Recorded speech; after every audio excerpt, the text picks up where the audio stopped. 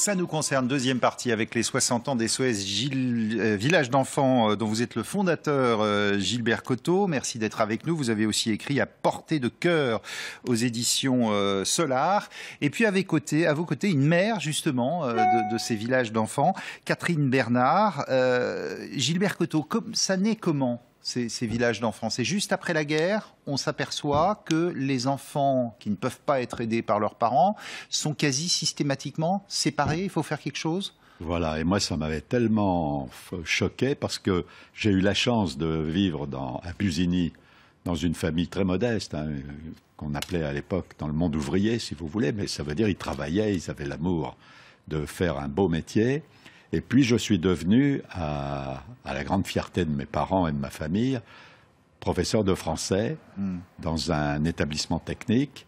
Et j'ai rendu en début d'année 1953, c'est le 14e siècle hein, pour vous j'imagine, j'ai rendu une rédaction qui était tellement mauvaise que j'avais mis 0.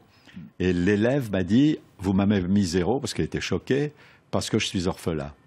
Donc je dis, on voit après le cours, et il m'explique qu'il fait partie d'une fratrie de 6 enfants. Les parents ont été tués 6 mois avant par un accident de voiture, et les 6 enfants sont séparés en 4 groupes. Les petits, les grands, les garçons, les filles. Et cet élève, ce gosse de 15 ans, était complètement déstructuré. Et moi je ne comprenais pas, parce que j'avais vécu, et je continuais à vivre à 22 ans, la vie de mon clan familial, entouré avec voilà et puis vraiment voilà. Et puis alors peut-être c'est intéressant que je dise, moi je suis frappé que dans la vie, si on ouvre les yeux, qu'on est choqué en particulier là, 6 jours après, La Voix du Nord, qui existe encore, le quotidien régional, publiait un article expliquant qu'en Autriche, Hermann Gmeiner, donc un jeune Autrichien, était en train de mettre en place, et en fait ce que je lis dans le journal... C'est ce que vous vouliez faire exactement. En tout cas, je ne savais pas ce qu'il fallait faire, mais dès que je l'ai lu, je me suis dit... Il y a combien de villages d'enfants aujourd'hui? Alors, il y a 14 villages d'enfants en France, et je pense ne pas faire de bêtises, parce que ça change évidemment tout le temps. Il y en a 640 dans le monde. Ah oui, quand même. Catherine Bernard, vous êtes donc une mère d'accueil de ces enfants. Vous en avez combien? 4 actuellement. 4. Et alors, c'est un petit peu choquant. Enfin, je sais pas, vous êtes une mère salariée en quelque sorte. Oui, enfin, je suis une éducatrice familiale qu'on appelle mère SOS, voilà, auprès de ses enfants. Mais pour ces... Alors, il y en a 2 enfants hein, qui nous regardent en ce moment. Il y a Andriane et Dylan qui nous regardent en régie. Oui. Pour eux, vous êtes leur mère ou une deuxième mère? Comment ça se passe? Je suis la personne qui s'occupe d'eux au quotidien, une figure de référence, de confiance. Voilà. Et ce sont des frères et sœurs ou pas? Alors, eux, non. Eux, non, parce que...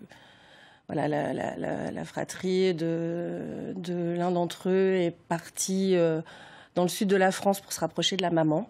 D'accord. Voilà, et la grande est restée par choix. Voilà. Mais vous en avez 2 plus petits qui sont frères et sœurs. Voilà, qui sont donc vous avez un peu toutes les générations voilà. et vous dirigez tout ça. Oui, hein? j'essaye. On va voir justement un autre exemple concret avec ce sujet de Gwenaël Bellec et Julien Bervilliers qui ont passé 2 jours dans une fratrie du côté de Calais, dans le Nord. Regardez. Comme tous les soirs, Sylvie est là pour Brady et ses 4 frères et sœurs. Elle assiste à la lecture et fait tout le reste aussi, les repas, le coucher sans calculer. Depuis 5 ans, elle élève cette fratrie comme une mère le ferait. Le but, c'est de recréer une famille normale. Voilà, les enfants ont besoin de s'attacher. C'est très, très important pour eux. Donc, il faut leur donner cet amour. Sylvie a eu 4 enfants devenus grands.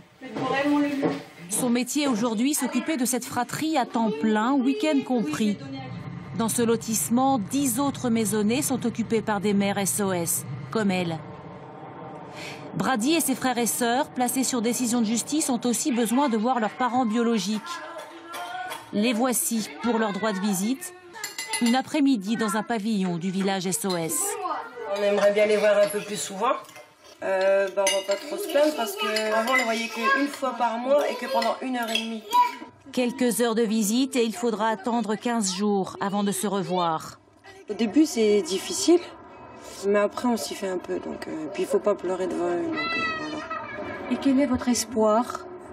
De les récupérer. Définitivement. Même si on est beaucoup dans l'affectif, même si on les accompagne, il y a toujours un travail de retour. Parce qu'il y en aura peut-être un jour. Et pour nous, on accueille d'autres enfants. Il y a du monde, il y a d'autres enfants derrière qui ont besoin de nous. C'est un juge qui décidera du moment où les enfants retourneront chez eux, ou pas. Gilbert Coteau, chaque année, malheureusement en France, il y a de plus en plus de mineurs placés. Oui. Enfin, de plus en plus, en tout cas, c'est de l'ordre de 140 000.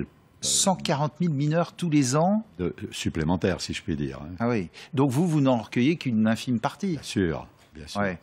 Bon, puis bien sûr, la grande différence depuis 15 ans, 20 ans, c'est que les familles sont devenues effectivement beaucoup moins nombreuses qu'avant. Avant, des familles de 7, 8, 9, 10 gosses, c'était fréquent. Et donc, SOS Village d'Enfants, pendant les premières décennies, a accueilli à chaque fois dans une maison normale, si je puis dire, assez grande simplement pour qu'il y ait suffisamment de chambres pour loger que... Maintenant, c'est combien de... C'est en moyenne, je crois que c'est 5 enfants. Oui, pas plus. Et pas plus, sauf exception, je crois. Hein. C'est maximum 6. 6, ah oui. Mais par contre, je trouve que c'est vraiment remarquable qu'on puisse conjuguer, comme le fait aujourd'hui SOS Village d'Enfants, le respect de la vocation, c'est-à-dire surtout on ne sépare pas les fratries, sauf exception. Et il y a une loi là-dessus qui est intervenue, oui, grâce à vous, grâce aussi à votre travail, pour dire arrêtons de séparer les frères et sœurs. Voilà. Mais ça marche toujours, l'État en tient compte presque tout le temps, mais généraux. pas presque tout le temps. Hein, mais il y a encore des petites exceptions. Et puis par contre, alors, je trouve que SOS Village d'Enfants arrive aussi à concilier ce respect des fratries, du maintien des fratries ensemble, avec ce que vous savez comme mieux que nous, presque comme journalistes, à savoir le délitement d'une société qui fait que tout est compliqué. C'est le juge des enfants, par exemple, qui propose à SOS Village d'Enfants d'accueillir telle fratrie. Mais ça, c'est normal. Aujourd'hui, c'est comme ça, c'est normal. Pourquoi? Comment c'était avant? Avant, c'est presque étonnant, je pense. Hein. Il y avait, par exemple, un instituteur, une institutrice qui me téléphonait en disant « Une mère est morte hier soir, elle laisse 9 enfants, est-ce que vous pouvez les prendre sans les séparer ?» Ah oui. Et puis moi, j'allais voir le président du tribunal d'instance de Saint-Quentin et je lui disais comment je fais sur le plan juridique. Presque à chaque fois, et on allait les chercher en voiture. Ah oui.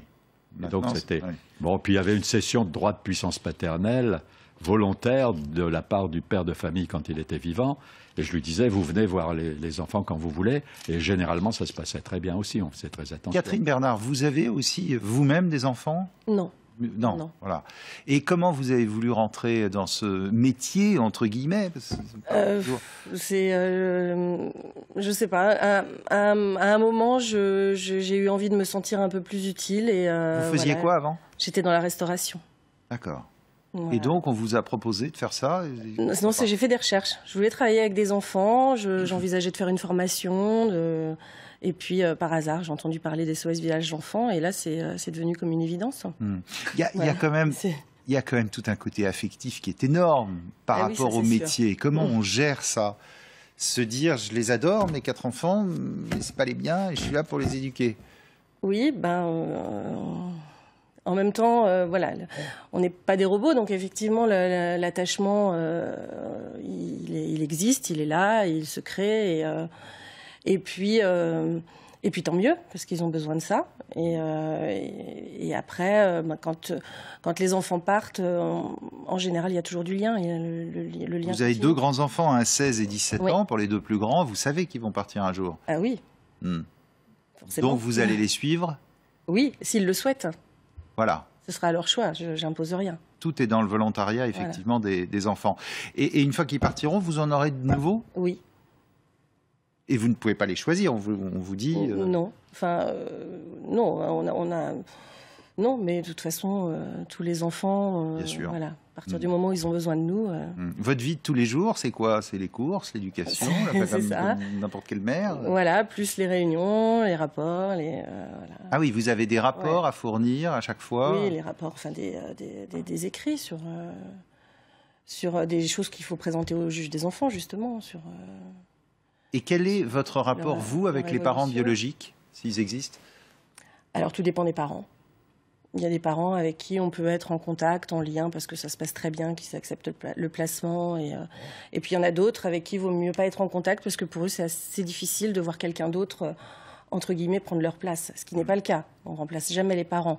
Mais au quotidien, on y est quand même avec les enfants. Et ça peut être compliqué pour certains parents, ce qu'on entend très, très bien. Et les enfants, eux, dans leur tête, ils font très bien la différence?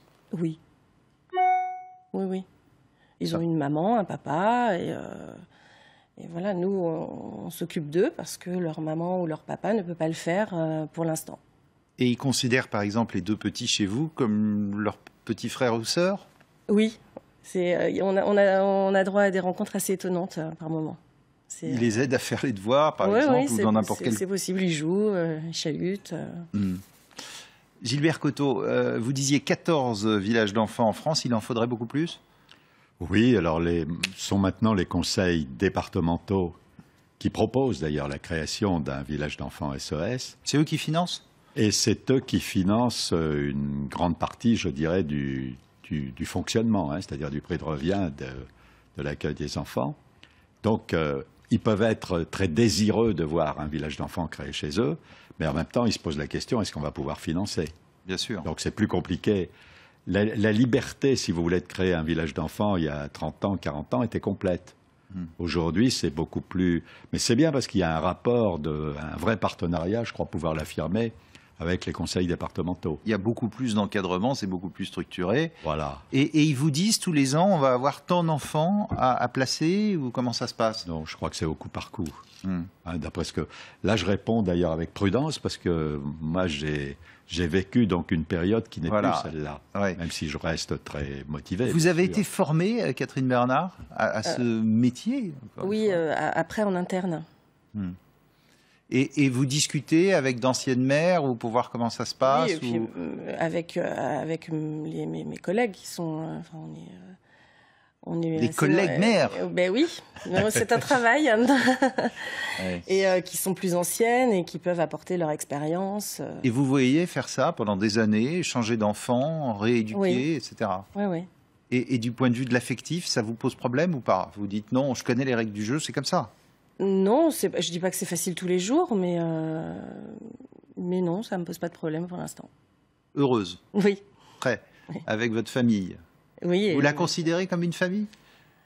C'est la frontière, elle est pas très large. C'est pas ma famille, mais en même temps, c'est avec eux que je vis la plus grande partie du temps, donc un petit peu quand même. Merci beaucoup.